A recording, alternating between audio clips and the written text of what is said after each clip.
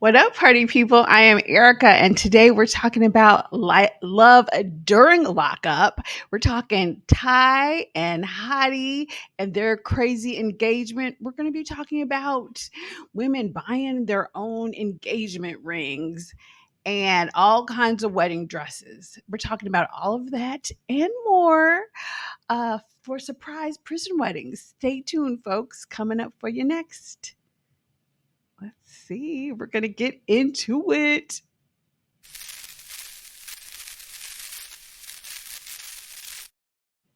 All right, you guys, before we get started, everything here is just my humble opinion about these crazy mofos. So let's do a little bit of a disclaimer, people. Let's do the disclaimer. Here we go. All right, copyright disclaimer under section 107 of the Copyright Act. Allowance is made for fair use for purposes such as criticism, because you know I'm going to talk about they ass, comment. I do have my comments, news reporting, scholarship, and research, so that when we date prisoners, we don't do what they do. All right, guys, let's get into it. So let's get to talking first. Oh, let me say, this is why I'm wearing the outfit that I am. Happy Halloween. Hope everybody had a great, crazy night tonight. I certainly am getting it in. Okay, you guys. So happy Halloween. Let's start it off first with uh let's start it off with Ty and Hottie. Okay. As you all know, Hottie proposed to Ty last episode. And this episode, she's showing off her ring to her father, to her girls. She's doing the most because she wants to be a Cinderella, a princess for this man, even though we find out, I think he still has 5 more years. But okay, she wants to be a princess. And what she does is she goes shopping for a wedding dress. And that's how she was. The Check out the thumbnail. That's a picture of her in her wedding dress. She tries on a black wedding dress. She's crying, she's boo-hooing, and her friend Brittany. And I will say this, in every scene or every sort of friend of the non-prisoner, they try to really kind of shake some sense into these crazy folks. So Ty's friend Brittany, even her father. Her father was kind of sexy. Let me know what you guys think. I could go, if he's a sugar daddy, you know, he could DM me. That's all I'm saying. But yeah, so Ty is bragging. Now she still has her roster. So she says being faithful is not adding any new men to her roster. Okay. So Ty, I really have to say or wonder what is wrong with you, girl? Like in this episode, I really sort of felt for her. She seems a little bit more than the traditional cuckoo. That's yeah, she's a straight cold cuckoo bird, okay? She has a roster. It seems like she doesn't want to date anyone outside of prison, and she's sticking to it. So, but she gets a call from her cousin Michelle, and she goes to the studio. Shout out to Buffalo, New York. I felt like her Michelle had some good beats there. I would have been interested in hearing more of that song. And we see her talking to Michelle. So let's take a moment and check out this clip right now. Let's do this. Let's do this one here. Her talking to Michelle. I'm so happy. Like, I want and I desire and I deserve that head of my household. He's still in prison, so he can't exactly lead. Is he leading your household remotely? I don't understand. He has 5 more years. So perhaps when you're on the next show, Love After Lockup, he can be head of your household, but he's still in prison and he still has some more years. So right now, you're head of his household because you're sending him money and you putting funds on his books, girl. So you're really the head. But let's continue.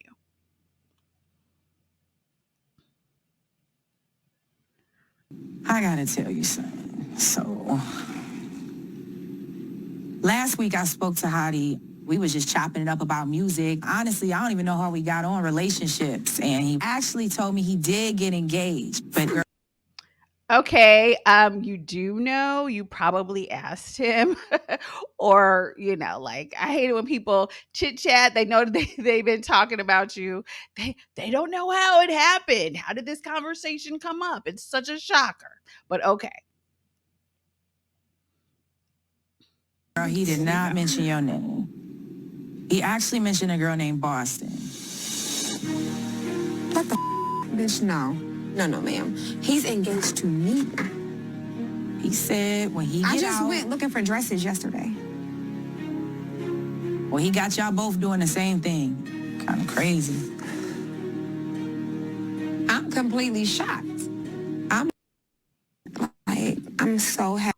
Okay, why are you shocked? Okay. He dated her last season. He sound from what I recall, I think he was with Boston before you the side piece. So why are you shocked he's still with her? That's the part right there that I have to scream fake. Okay. Fake tie. I think he's still seeing Boston, boo. Face it. Face it. And yeah, I mean you can still buy your black dress. Whoever makes it to the altar first, whoever makes it to the prison first, that's who he's gonna marry. So, if you get there quick, maybe you'll be the wife, or maybe you'll be the second wife.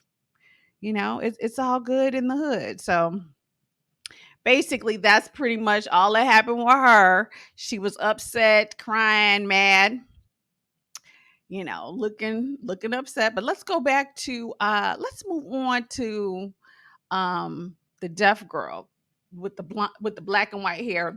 Is it Carilla DeVille, the one who's like the Disney character? This girl, Chelsey and Mike. So we come to find out now, this was kind of a short little thing. Chelsey, she's a maid, although they didn't seem, I couldn't tell what they were doing with the bed. That sort of seemed like, are y'all making the bed? Are y'all taking the sheets off? What y'all doing with that? But Chelsey is running late because she gets a text from Mike's sister that says he had a mini stroke. So basically, he ain't gonna be calling you for a minute.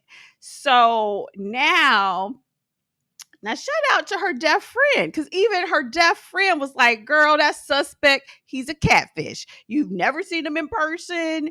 You don't know, you can barely talk to him. He's getting over. So, and she's like, F you, I love him. All of this via sign language, of course. And so we're kind of just left there wondering, is he a catfish? Which I don't know, but he does seem very suspect. And the fact that your fellow coworker had to tell you, just listen to her, listen to your friends, listen to your friends. That's all I can say. Every scene of this episode, listen to your friends, listen to your family. They know you crazy, and they know what you like to attract. So listen to them. So, all right, let's move on to the next couple we're going to talk about is Justine and Mike. So, this is another one that for the longest, this relationship to me just seems fake. Another fake one. I hate to say it, a little overproduced. I'm trying to be nicer. Maybe I'll be nicer during Vlogmas because the holidays are coming. But Justine has set up a surprise wedding with Mike, and she invited Mike's family and her family to have a dinner, and they're all going to go to the jail the next day. Now his family thinks it's a regular visit with everybody, and her family, including her sons, already knows that she's been lying to the other people, and that actually, poof, we're getting married. Now, what's interesting is she doesn't think that his family, or she doesn't contemplate that his family might be offended, and so she gets him on speakerphone, and they're at the table and everything is going well until he tells them that they're getting married tomorrow. His sister starts crying. Why couldn't you all have told us? Now I get why the kids might be upset. His eldest daughter might be upset. This is my new stepmom. Sis, why do you care? Mom, she seems a little upset. She's got to step away. And I'm like, okay, mom, you being dramatic. You already said he was a hoe. So you probably know his other side chicks. Like, I mean, I can see that they wanted to know early on if he was they wanted to know. Let me get them back up on here. Oh, actually, let me get because we're on Justine and Mike. So let's get them back on there. They wanted to know, they just want to hear first, and they were upset. I didn't really get it. Do you guys get it? If you get why they were really upset, I mean, yeah, you want to know um that your brother's getting married, but basically he didn't want to hear your mouth, going through why he shouldn't marry this girl that's sending him all his cash. And so he's moving on. So it was an interesting, like, a little produced, but okay. Moving along. Let's talk Mark and Sincera. Okay, so when we saw her on the camera, she is way cuter than her picture. So shout out to Sincera. Is that how you pronounce her name? I don't know. Let me know in the chat if y'all know. But she was actually seemed cute. She seemed pretty cool. Like, for somebody who kidnapped and tied up her grandmama and shot her and almost shot up the house and almost killed her. I mean, I could see where he was liking her. I was like, oh, she don't seem, psychotic at all. That was interesting because he had like a friend who used to be in prison that was sort of like coaching him through it. And I found it interesting that they thought it was cool for him to have sort of like this friend dating coach there on their video chat and in the call, and he's halfway explaining to him, that's why I like her, but he forgets to put the girl on mute. And now the other thing that's interesting, he wants to wait for her 11 years, people. So that kind of just made me feel sort of sorry for Mark, because I'm like, dang, you gonna wait for this girl you ain't never met over a decade? Like, we don't even know what he's gonna look like when they finally meet, because this is gonna be 10 years from now, 11 years. But he found somebody, and she's cool, and right now she's still locked up, so he's safe. So that's pretty much all that happened with them. This episode was honestly a little dry for me, but you guys, I'm here. I'm back for Vlogmas. I'm posting every day, so I'm gonna have a video coming up for you guys tomorrow as well. And honestly, I don't know. I love my little Roman goddess costume. I might have to bring this back a couple times because I like it. All right, so let's move on to to some more cuckoos. Okay, let's move on to Jessica and Dustin. So for those of you who don't recall, Jessica is the one who was the nurse in the prison. And there's several good real life stories about this happening. But she was a nurse in the prison, kind of like, remember Vicky and Casey White?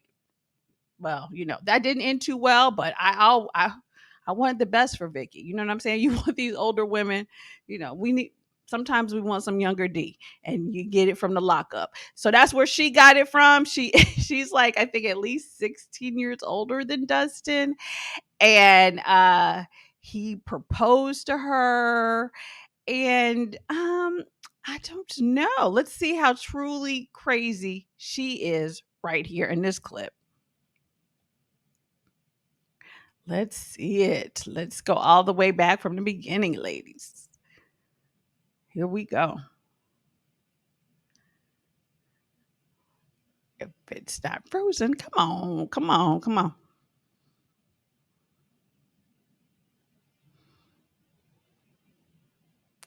All right. Well, unfortunately, that clip is frozen. But basically, she goes to, let me remove this. Basically, she goes to the jewelry store with one of her girlfriends. And well, first they go to the beach. They're kind of shooting and shit, talking about, like crazy prison stories.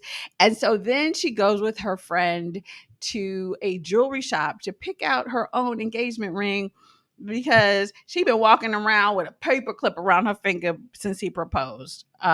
Okay. Yeah, hopefully her finger's not turning green or having any other issues, but she's looking for a black diamond, and it was a cute little ring. So she's picking out a ring for herself, and her friend is like, you dated all these crazy people. Why don't you take it slow? Why don't you, um, why don't you slow down? So then also we get to meet her daughter. Now this is another woman who's daughter appears to have more sense than she does. So her daughter is like, I don't like you moving to Tennessee. And oh, what was funny? She tells her daughter, well, I'm gonna move. And her daughter says, by yourself? And she's like, no, I'm taking somebody. And the daughter was looking around like, who you taking? I know you're not taking me. You're not taking me, my 17-year-old fine butt to live with a young prisoner. Is that what you're saying? Is that what you're doing, mom? Because I don't think it's gonna work. I don't think it's a good idea. I don't want to be in, in close proximity to a convict. But so that's what Jessica tells her. And I was really impressed with her daughter. Her daughter seemed very mature, even more mature than she appears to be. And the scene I wanted you all to see was when she goes into the jeweler. I don't know why when these people go into like the beauty shop, the jewelry shop, the wedding shop, I feel like you tell these store clerks way more than I ever would. I would just be like, I'm getting my ring. The rest of it ain't your business. But they tell their whole story. I guess, obviously production needs a scene.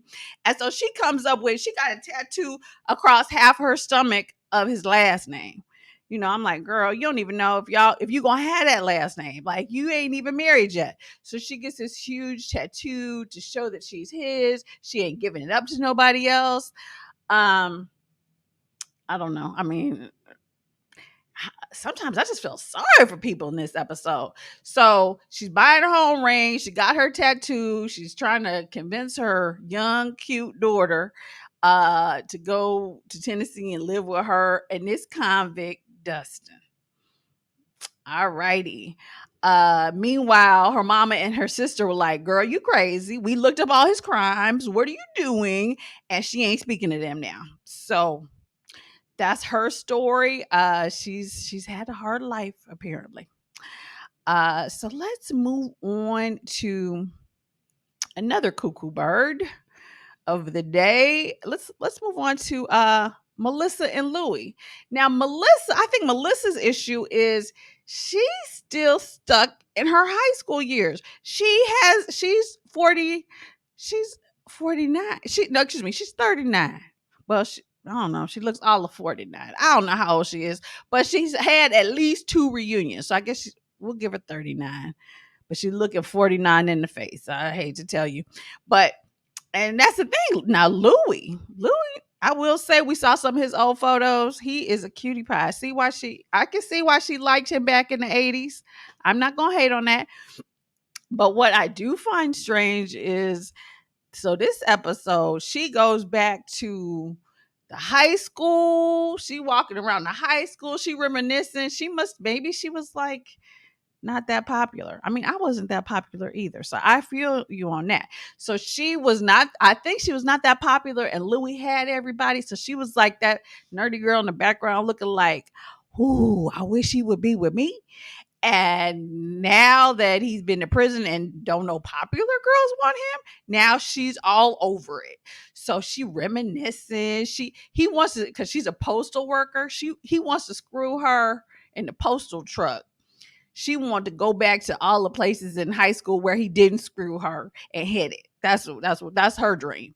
So then she also goes by his house. And let's see if we can get this video to play today. Let's add it. All right. So here we go with Melissa. Let's see. Come on, girl. Let's see if we can get her. You all can see. So now she in this clip, she's at his house. Now she done stalked. I feel like maybe she was stalking him in high school or something. I mean, she's so trapped in 1989. I don't know, 1990. All the magic happened. Not with me, but where it happened. For him. For him. Hello? Hi. Hey, You'll never believe where I am. where are you? I am at 32. Are you for real? I'm for Okay, we find out now. I thought this was very important. We find out that he's actually in a halfway house because I was like, why ain't he calling her collect like all the other prisoners? I'm totally confused. Did he sneak in his cell phone? And why does he think he ain't gonna get caught by the prison guards now that it's being filmed? But it turns out he's at some sort of halfway house. Apparently they let him have a cell phone because he's taking calls. And I think she's sending photos. So okay. Real. I'm gonna take a picture and send You it to gotta you. call my mom. And what? Tell her I'm here? Yeah, I think you should do that. I think it'd be crazy. You want me to call your mom and say what? Hi, I'm in front of your house from 20 years ago? I mean... Yeah, I think it would be kind of funny to bring up some memories. I think she would like that. Louie? No, I don't think she would like that. I think she would know that the girl is halfway crazy. But she does call the mom, and the mom is like that rough and tough, you know, soprano type chick. So she wasn't rude, but she was kind of like, yeah, if I don't like you, you're gonna be on the shit list. And she just was kind of thirsty, like, well, I hope we make a good impression. I want to get to Georgia as soon as possible. And I really want you to like me. Please like me. Please like me.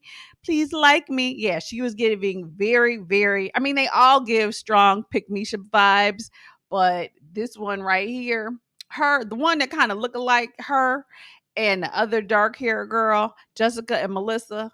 Woo. If thirsty were a person, it would be those two. I'm just saying, very nice women, but woo, the thirst is real, the struggles. So now we see another scene. Let me put them back up. Let's put back up Melissa. We see another scene with Melissa where we get to see her sisters.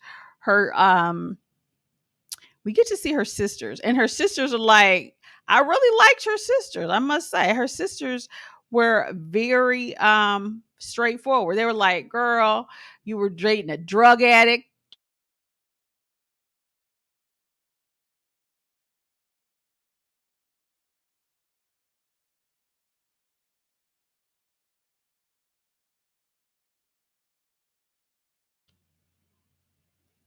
Sorry guys, I am back.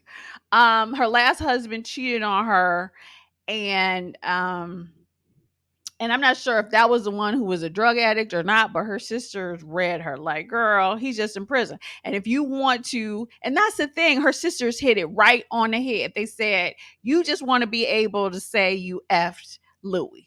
Just go down to Georgia, F him and come back. You ain't got to marry him. You ain't got to be engaged. You ain't got to move to Georgia. Just go get you some of that prison D and bring your butt back home and live your best life. And her other sister, one sister had locks. So it's interesting, I won't quite say cultural appropriation because I don't know what else is going on in their family. So maybe they part of our culture, but she had locks, and but they look just alike. So next week I'll bring y'all a picture of them. But yeah, so they told her the truth. They were like, girl, we love you. You're our sister, but you have a horrible taste in men and it's only getting worse. And that was pretty much everyone's advice across the board for all of these ladies. The only person who was getting kudos was Mark with Sincera, because his little prison friend kind of was liking her, and he was like, oh, he's smashing his date, so he got some props. But everybody else, their friends, was like, you in danger. And I would agree. So, all right, you guys, let me know your thoughts. That wraps it up for this week. I am back, and I'm going to be hitting it strong for Vlogmas starting tomorrow. So like, comment, subscribe, all of that good jazz. And hope you had a great Halloween again. See you guys tomorrow. Ciao for now, folks. I'm out.